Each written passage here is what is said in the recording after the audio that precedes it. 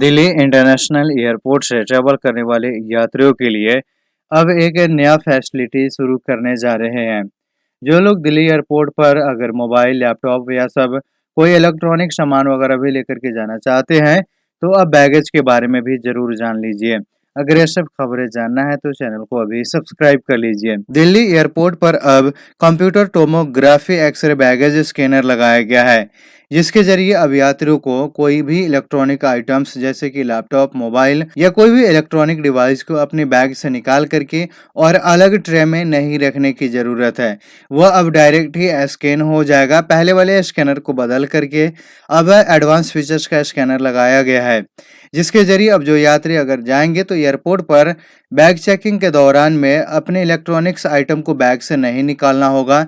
Bag के अंदर में ही इलेक्ट्रॉनिक आइटम्स होगा और चेक हो जाएगा। पहले क्या होता था कि स्कैनिंग के टाइम में बैग से इलेक्ट्रॉनिक आइटम को निकाल करके और अलग ट्रे में रखना होता था।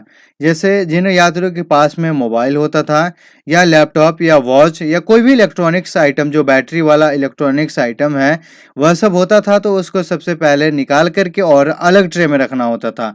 उस तरीके से चेक होता था, जिसके जरिए यात्रियों को काफ़ी समय भी लगता था और यात्रियों को काफ़ी परेशानी होती थी और वेटिंग करना होता था। लेकिन अब यह सब का समय का बचत होगा। अब यात्रियों को परेशानी भी नहीं होगी, वेटिंग भी नहीं करना होगा और ट्रेवल बिल्कुल स्मूथली बन जाएगा और समय भी नहीं लगेगा। 3 देशों के इंटरनेशनल फ्लाइटें को सस्पेंडेड किया गया है और 3 देशों के एयरपोर्ट भी बंद पड़े हुए हैं। कोई भी इंटरनेशनल फ्लाइटें ऑपरेट नहीं हो रहा है। अगर आपने भी इंटरनेशनल फ्लाइटों की टिकट को बुकिंग की है तो यह जानिए कि 3 देशों में बिल्कुल नहीं जा सकते हैं। अभी इजराइल और हमास के बीच में जंग चल रहा है और इसी जंग के बीच में 3 देशों की फ्लाइटें बंद हो चुका है। इन 3 देशों में सबसे पहला देश है इजराइल।